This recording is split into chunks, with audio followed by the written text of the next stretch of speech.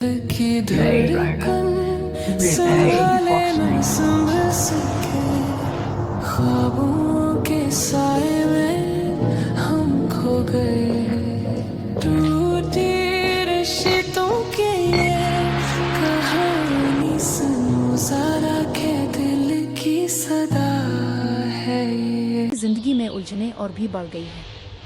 पिछले एपिसोड के बाद वालिदैन ने रिश्ता की बात पर जोर दिया और ज़ारा पर दबाव ज्यादा हो गया।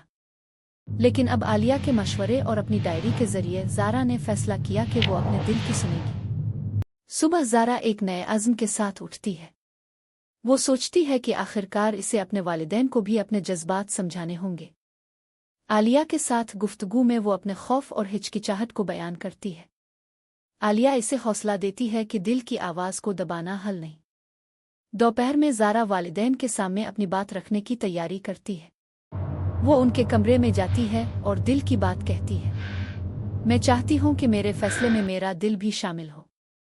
शादी सिर्फ एक इज्तिमाई रिश्ता नहीं, ये मेरी जिंदगी का सबसे अहम लम्हा है।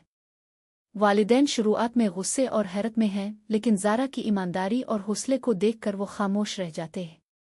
ज़ारा महसूस करती है कि अगरचे मुश्किल है, लेकिन सच बोलना हमेशा सबसे बेहतर होता है। शाम के वक्त ज़ारा अपने कमरे में डायरी लिखती है। आज मैंने पहली बार दिल की बात सबके सामने रखी। खौफ था, लेकिन आज़ादी का एहसास भी मिला। शायद यही जिंदगी का पहला सही कदम है।